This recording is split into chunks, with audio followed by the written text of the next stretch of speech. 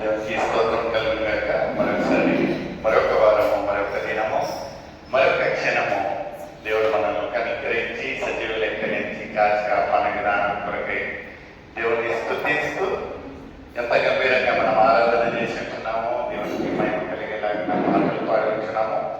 ఇప్పుడు వాక్య సందేశంలో వెళ్తుండగా దేవుడు ఏం మాట్లాడబోతున్నాడు ఈరోజు ఈ యొక్క విశేషమైన గడియలో అనేది మనము ధ్యానించకంటే ఒక చిన్న ప్రార్థన చేసుకున్నాం. అంత తలలో ఉంచుకున్నట్లయితే ప్రార్థించాం. మమ్మల్ని తిరిగిగా ప్రేమిస్తాం. మా ఒక ప్రేమని నీ యొక్క ప్రశ్నాప్తి స్తోత్రం రాజా. ఇద్దరు పొందిన నామ కేవలం మధ్య అంటున్న దేవా నీకు లాభాలు స్తోత్రం. మాకంటే గొప్పవారు, మాకంటే ఉన్నతమైన ఒక స్థానంలో ఉండేవాళ్ళు ప్రభు. ఈ యొక్క దినం, ఈ యొక్క క్షణం చూడలేక తెచ్చిపోతుండగా యొక్క యోగ్యత లేని వాళ్ళ ప్రభు ఆయనను మమ్మల్ని ఎన్నుకొని సజీవ లెక్కలేంచి కాపాడి మీ యొక్క సన్నిధిలో చేర్చిన విధానం కొరకే మిమ్మల్ని స్తుతిస్తూ ప్రభు ఈ రోజున ఒక సాహసంగా మేము ఇక్కడ చేరి నేను కొనియాడే భాగ్యం దయచేసినట్టు వానికి విలాసాలు స్తోత్రం. పాటల ద్వారా మిమ్మల్ని మహిమపరిచించున్నాము, ఆరాధన ద్వారా మిమ్మల్ని ఘనపరిచించున్నాము. వాక్య సందేశంలో వెళ్తుండగా మీరే కావలసిన బలము, శక్తి, పరలోక జ్ఞానంతో నడుపుతారు. యేసయ్య పరిశుద్ధ నామం అడిగి వేడుచున్నాను తండ్రి, ఆమేన్. హల్లెలూయా. దేవునికి స్తోత్రం కలుగుగాక. నిజంగా ఈరోజు ప్రేయర్లు ఉంటుందా లేదా అని ఒక ఆందోళన పెట్టాలన్నా లేదా, ఎందుకంటే నిన్నటి రోజున మనకు అందరికీ తెలిసిన విషయము, మన యొక్క ప్రేయర్ సభికుడు మాకు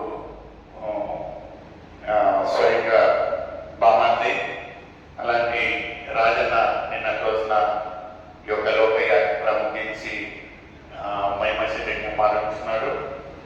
ఆయనను ఏమైనాను మనమందరం యథార్థంగా ప్రార్థించున్నాము, మొదలుపెట్టున్నాము. దేవుని ఒక ఏర్పాటు, దేవుని యొక్క చిత్తం ఏమి ఎలా ఉంటున్నదో మనకైతే తెలియదు. ఏమైనాను దేవునికి మాత్రమే మహిమ కలుగుగాక. ఎన్నోసార్లు మనకు అనిపిస్తుంది మనం ఇంత ప్రయాసపడి ప్రార్థించాము, నిజంగా ఎందుకు ఇలా ఉంటున్నదని. చూడండి ప్రియమైన సోదరి సోదరులారా, మన వంతు ప్రార్థించడం ఏంటంటే మనము ప్రార్థించాలి.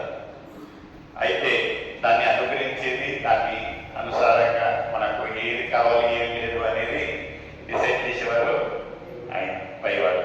కనుక ఏమైనాను దేవా నీ చిత్తం. అయితే ప్రార్థన అనేది చాలా ప్రాముఖ్యం కదా విశ్వాసి జీవితంలో జరుగుతూ ఉంటాయి. ఈ రోజు మనకి ఏమనిపిస్తుంది అంటే, ఇంత యథార్థంగా ప్రార్థించినాను, ఇంత భారంగా ప్రార్థించినాను, ఎందుకు ఇలా అయి ఉంటున్నది అని మనకు బాధ ఉంటుంది. అయితే ఇది ఒక రకమైన శోధన అనిపిస్తుంది.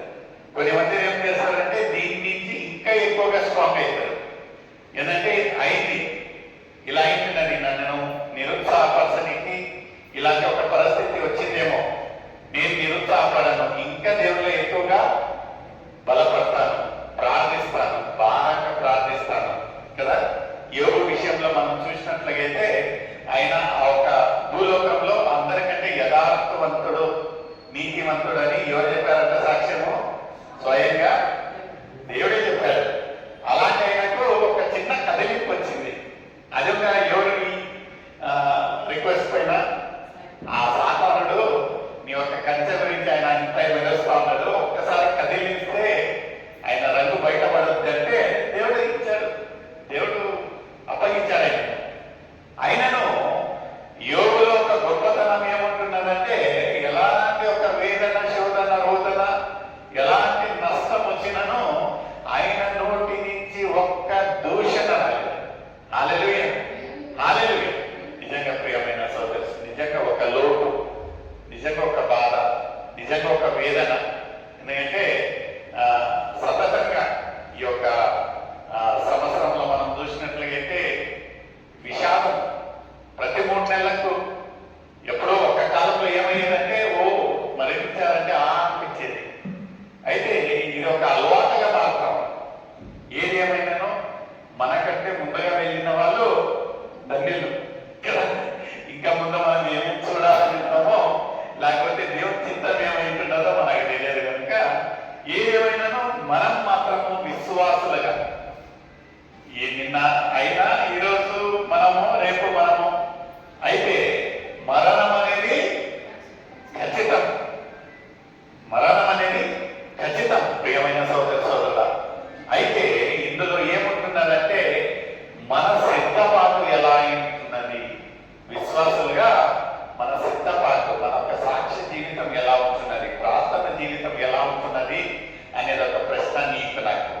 నిజంగా అన్నిటకు మూల కారణము మనము బలపడాలి, సిద్ధపాట్లు ఉండాలంటే ప్రార్థన. ప్రార్థన అంటే దేవునితో ఏకాఏకి ఒక సంభాషణ. కొన్ని పరిస్థితులు అటు ఇటు అయితే మనం ఏం చేస్తామంటే వెనకబడతాం కదా. ఏది ఏమైనానో నిజంగా మనము ఈ యొక్క ప్రార్థన గురించి ఈరోజు అసలు ఈరోజు ఉంటుందా లేదా అన్నట్టు ఉండి ఈరోజు ఏ విషయం మాట్లాడాలి దేవా అనుకుంటున్నా అంటే నాకు తట్టిన ఒక విషయము దేవుడు తెలిపిన విషయం ఏమంటే ప్రార్థన. అందరికీ కామన్ గా అందరికీ తెలిసిన ఒక విషయాలే.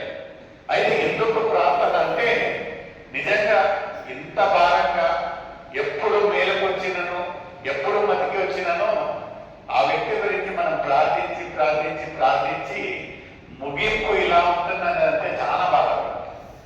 ఇక్కడ దానియేలు రాసిన పత్రిక 6వ అధ్యాయం 10వ వచనం, దానియేలు 6th chapter 10th verse. తీసిన వారు సర్వీస్ సహకరించండి.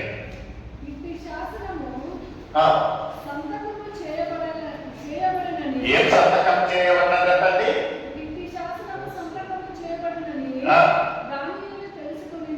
ఎవరు తెలుసుకున్నారు? ఈ యొక్క శాసనము సంతకం పన్నదని దానియేలు తెలుసుకొని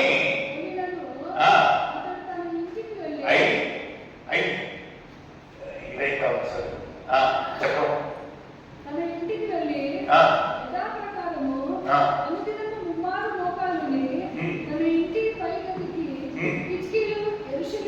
ఈయన ఆ ఒక శాసనము సంతకమైంది తెలుసుకొని దానియేలు ఏం చేశాడంట? దానియేలు ఏం చేశాడంటే అసలు శాసనం ఏంటి, సంతకం కావడం ఏంటి, ఈ ఒక శాసనము అమలైనది మనం 6వ అధ్యాయం 1వ వచనం నుంచి చూస్తూ వెళ్ళినట్లయితే మనకు 4వ అధ్యాయం 4వ వచనం 5వ వచనంలో తెలుస్తుంది. ఏమంటున్నది?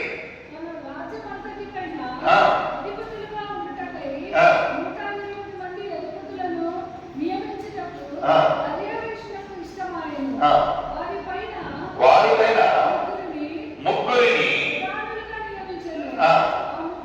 ఆ ముగ్గురిలో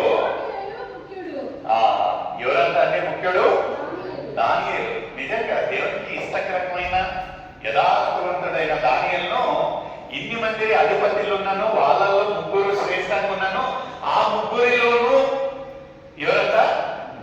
దానియేలును ప్రాముఖ్యంగా ఈ యొక్క రాజు నియమించినట్టు మనం చూస్తా ఉన్నాము. అయితే ఇలా ఇప్పుడు చూడండి, అందరు సరి సమానులు ఉన్నప్పుడు ఎవరికైనా ఒక ప్రత్యేకమైన ఒక దర్జా ఇచ్చారనుకోండి, పక్కన వాళ్ళు ఎక్కువ చెప్తానన్నా కొంచెం కోపం వస్తుంది. ఇక్కడ ఒక జరిగిన విషయం ఏమంటున్నది? ఇన్ని మంది సామాన్యులలో ముగ్గురిని గొప్పగా అధిపతులుగా పెట్టి మళ్ళీ ఆ ముగ్గురులలో ప్రత్యేకించి ఈయనదేనంట అని మిగతా వారికి ఆ ఒక ఆందోళన చెందినట్టు ముందు వచనంలో మనం చూస్తా ఉన్నాం. ఏమంటున్నదండి ఇది?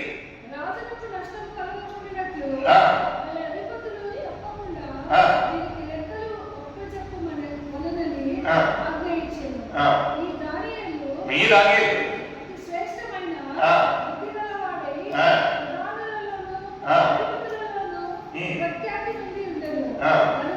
గనుక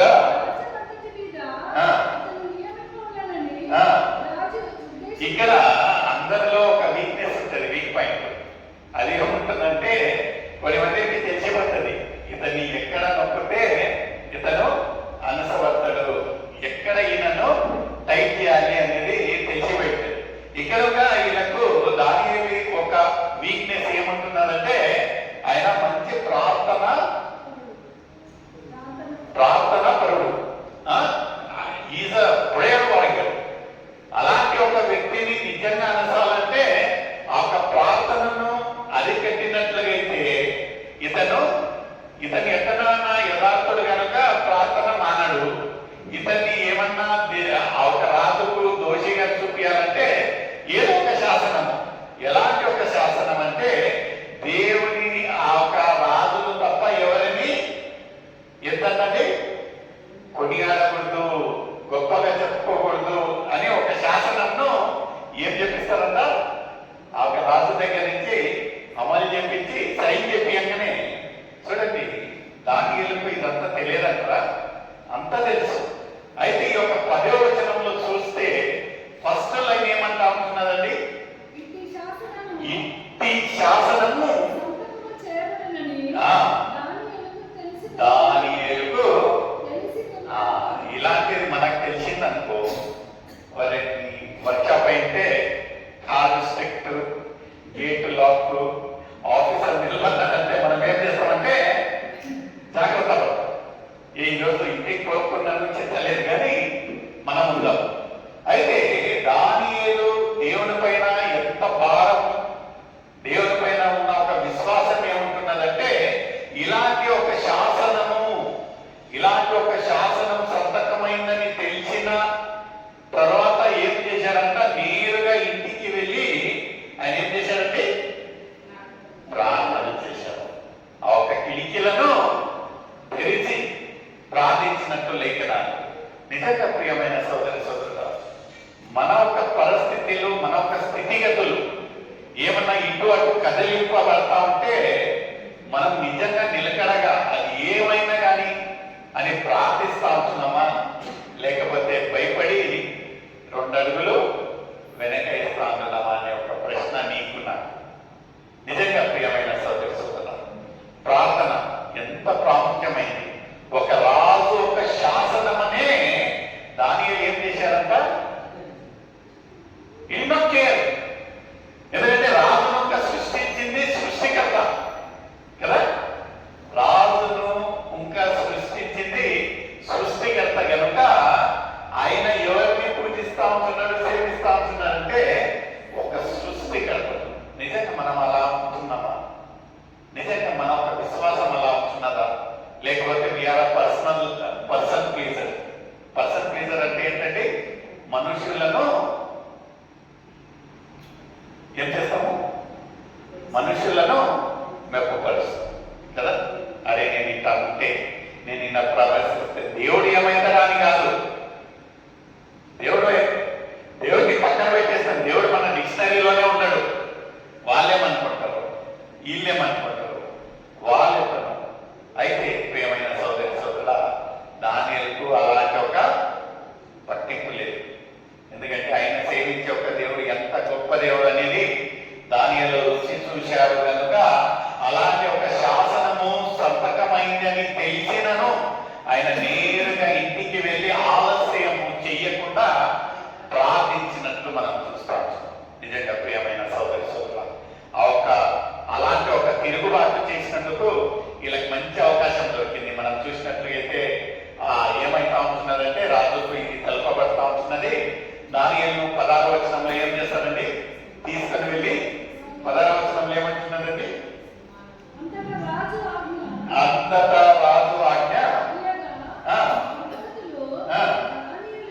దానియేలును పట్టుకొని ఎక్కడ వేశారంటే సింహపు గుహలో, కుక్కల గుహలో కాదు, నక్కల గుహలో కాదు, క్రూరమైన సింహపు గుహలలో ఎవరు వేశారంట? దానియేలు. ఎందుకంటే ఆ ఒక తిరుగుబాటు గురించి. అయితే రాజుకు ఒక ప్రియమైన భక్తుడిగా, ప్రియమైన వ్యక్తిగా ఎవరుంటున్నారు?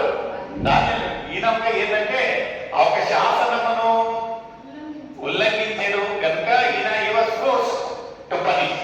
అయితే మనస్ఫూర్తిగా కాదు. ఇక్కడ ఆయనను అక్కడ వేసిన తర్వాత 18వ వచనంలో మనం చూసినట్లయితే ఆ ఒక రహస్సు, ఒక తపన, ఆయన ఒక బాధ ఎలా ఉంటున్నారు? 18వ వచనం చదవండి. అంతటా రాజు ఆ రాత్రి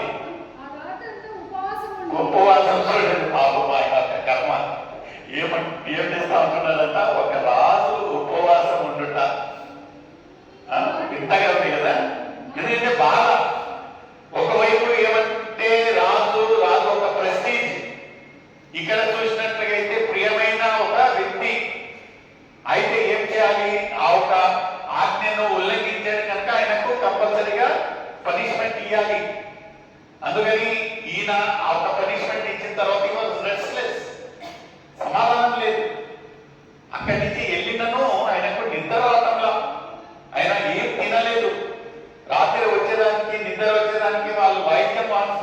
ఏం లేవు. లేఖనాలలో చూసినట్లయితే he was restless the whole night. అతను ఉదయం ఎప్పుడు అవుతాడా, ఆ వ్యక్తి ఏమైంటున్నాడా అని తపనతో రాత్రంతా పనుకోకుండా ఆ ఒక బాధలో ఉన్నాడు. అదే మనం చూసినట్లయితే 22వ వచనం ఏమంటున్నారండి? 20వ వచనం, అతడు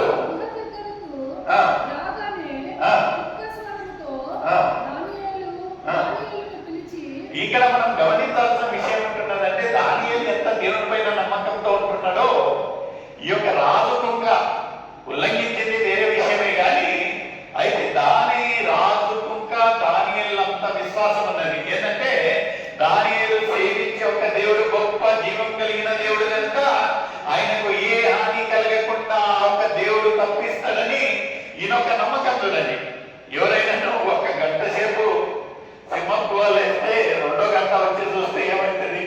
దానిలో ఉండవని పిలుస్తారా? యాన ముక్కలను తీసి పక్కనే అన్నారు. అయితే రాజుకున్న ఒక విశ్వాసము ఏంటంటే దానియేలు సేవించే ఒక దేవుడు గొప్ప దేవుడు కనుక ఇక్కడ దానియేలని ఎవరు పిలుస్తా ఉంటున్నారంటే రాజు. ఎవరైతే ఆయన తీసుకొని వెళ్ళి అక్కడ సింహపు గుహలలో ఏమన్నది ఆజ్ఞ ఇచ్చాడో ఆ ఒక రాజు వచ్చి ఆ ఒక గుహ పక్కన ఎత్తి ఏమని పిలుస్తా ఉన్నాడంటే దానియేలు ముందు చదవడం పిలిచి హల్లెలూయా హల్లెలూయా. ఇది ఎవరు పలికే మాట అంటండి? రాజు ఏమంటా ఉంటున్నాడంటే జీవం కలిగిన దేవుడు సేవకుడా. నిజంగా మనల్ని ఈ యొక్క సొసైటీలో, మనం ఉండే ఈ యొక్క వర్క్ ప్లేస్ లో, మనం పని చేస్తున్న వర్క్ ప్లేస్ లో, మనం నివసిస్తున్న ఈ యొక్క ప్రాంతంలో నిజంగా అలాంటి ఒక సాక్ష్యాన్ని మనం కాపాడుకుంటాం అనేది ఒక ప్రశ్న నీకు నాకు.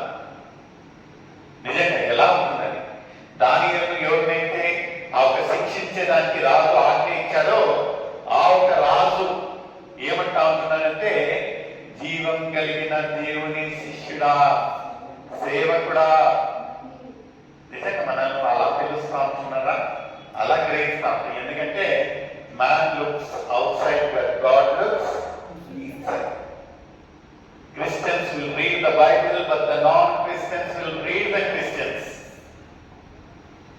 మనమైతే బైబిల్ అని చదువుతాం, అయితే అన్యులు ఏం చేస్తారట? మనల్ని చదువుతారట వాళ్ళు. ఈ యొక్క సేవకుడు, ఈ యొక్క సేవకురాలు నిజంగా అలాంటి ఒక సాక్ష్యం జీవితాన్ని జీవిస్తా ఉంటున్నదా? నిజంగా ఇంత గొప్ప విశ్వాసం, ఇంత గొప్ప సాక్ష్యం ఎవరైతే దానియేలు ఒక రాజుని ఏమంటా ఉంటున్నాడంటే జీవం కలిగిన దేవుని సేవకుడా అని పిలుస్తా ఉంటున్నాడు. అలాంటప్పుడు దానియేలు గొప్పగా సాక్ష్యం 22వ వచనం ఏమంటున్నాడండి? నేను నా దేవుని దృష్టికి కనబడితిని గనుక ఎవరిని పంపాడండి? మనము సేవించే ఒక దేవుడు నిన్న నేడు నిరంతరము ఏకంగా ఉండే దేవుడు. ఆ రోజున అబ్రహాముకు వాగ్దానం చేసి నెరవేర్చిన దేవుడు ఈ రోజు మన ఒక ప్రార్థన, మన మొరలను ఆలకించే దేవుడిగా ఉంటున్నాడు. నిజంగా ఆ రోజు ఆ ఒక సింహం భూమిలో ఆ ఒక దానియేలును కాపాడిన దేవుడు ఈ రోజు నిన్ను నన్ను కాపాడే దేవుడిగా ఉంటున్నాడు. అయితే దేవుని దృష్టిలో మనం ఏముండాలంటే నిర్దోషులు, పరిశుద్ధులుగా ఉన్నట్లయితే ఆ రోజు ఆయనకు జరిగిన పరిస్థితి మనకి ఎలాంటి పరిస్థితి వచ్చిననో దేవుడు అలాంటి ఒక పరిస్థితి వచ్చిపోయిందని ఇంకా నేను అంటాను కదా. కరోనాలో అందరూ రాలిపోయింది. అయితే మనం ఈ రోజు ఈ యొక్క క్షణం వరకు సజీవంగా ఒక నూతనమైన ఒక ఊపిరి తీసుకొని దేవుని కొనియాడతా ఆయన యొక్క సాహసంలో చేరామంటే ఇదే గొప్ప అద్భుతం. హల్లెలూయా హల్లెలూయా హల్లెలూయా. నిజంగా ప్రియమైన సోదరి సోదరుడా, ఇక్కడ ఒక అలాంటి ఒక పరిస్థితిని చాలా దగ్గరగా అనుభవించి రుచి చూసిన మా బావగారు ఉంటున్నారు, సల్మాన్ బావగారు. నాకు ఎప్పుడు అవకాశం దొరకలేదు. ఈ యొక్క సన్నివేశం ఈరోజు వచ్చి ఉంటున్నదని నేను చెప్తా ఉన్నాను. కరోనా అనే ఒక భయభీతిలో మన ఇంట్లోనే మనం పక్కన కుటుంబ వాళ్ళతో ఒక మాట్లాడడానికి, బయటికి వెళ్ళి వస్తే చేతులు కడుక్కోనికి, ఒక్కసారి క్వారంటైన్కు, ఒక్కసారి ఇక్కడి నుంచి హాస్పిటల్ తీసుకొని వెళ్ళాలంటే ఇంకా అక్కడి నుంచి ఎక్కడో కదా చూశాం. అయితే మా బావగారు ఇలాంటి ఒక పరిస్థితి ఉన్నప్పుడు ఆయనను కిమ్స్ లో తీసుకుని వెళ్ళారు. అక్కడ ఏం జరుగుతుందో ఇప్పుడు టైం కాదు, విజిటింగ్ అవర్స్ లో గుంపులుగా పోయి చూసుకొని మాట్లాడే టైం లేదు. ఆయనకు సంబంధించిన వాళ్ళంటే ఫస్ట్ వాళ్ళని టార్గెట్. కోర్లు అందుబాటులో ఉంటే ఉన్నాయి, లేకపోతే లేదు. అక్కడ ఏం పెడతా ఉన్నారు, ఏదో ఒక పెద్ద సుచిరాయ హాస్పిటల్లో లేకపోతే గొప్పగా ఉండే ఒక హాస్పిటల్ అంటే అవునుగా కొంచెము ట్రీట్మెంట్ చక్కగా ఉంటుందని.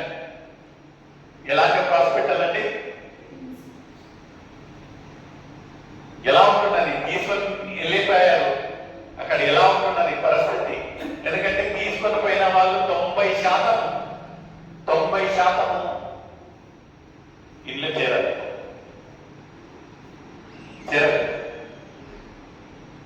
ఏమైందని తెలపలేదు.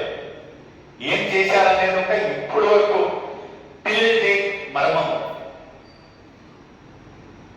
అలాంటిది నేను రోజు ఫోన్ చేసేవాడిని సాయంత్రం పూట. దేవుని పేరుతోటి డిజిటల్ హెల్ప్ మొబైల్ ఉన్నాయి అందుబాటులో. నేను ఫోన్ చేసేవాడిని.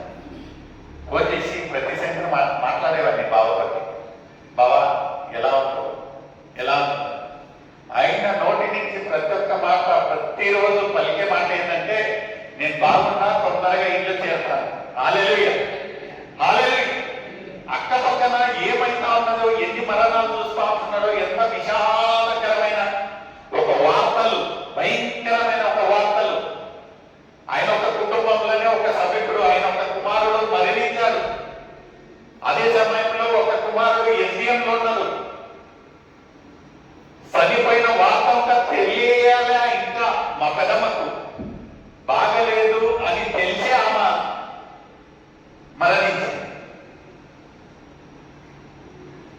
ఒకళ్ళు ఇంట్లో మరణించారు, ఒకళ్ళు ఎస్డిఎంలో ఏమైతుంది, బతికి ఉంటారా లేదా అనేది తెలియదు. వాళ్ళ తండ్రి అక్కడ ఇంకొక హాస్పిటల్లో ఉన్నాడు. ఇక్కడ చూస్తే కుటుంబ సమేతంగా తీసుకొని పోయి ఒక్కొక్కళ్ళని ఒక్కొక్క చాట క్వారంటైన్ పెట్టారు. ఇంటి చుట్టూ కంచె వేశారు. అలాంటి పరిస్థితుల్లో ఇంకా నిజంగా ప్రియమైన సోదరి సోదరుడా, ఆయన నోటి నుంచి ఒక్క కదిలింపు లేదండి. నేనే సాక్ష్యం. నేను ఇక్కడ నిల్చొని చెప్తానంటే నేనే సాక్ష్యం. ఏం లేదురా, నేను బాగున్నా, నేను తప్పనిసరిగా ఇంటికి వస్తా. హల్లెలూయా.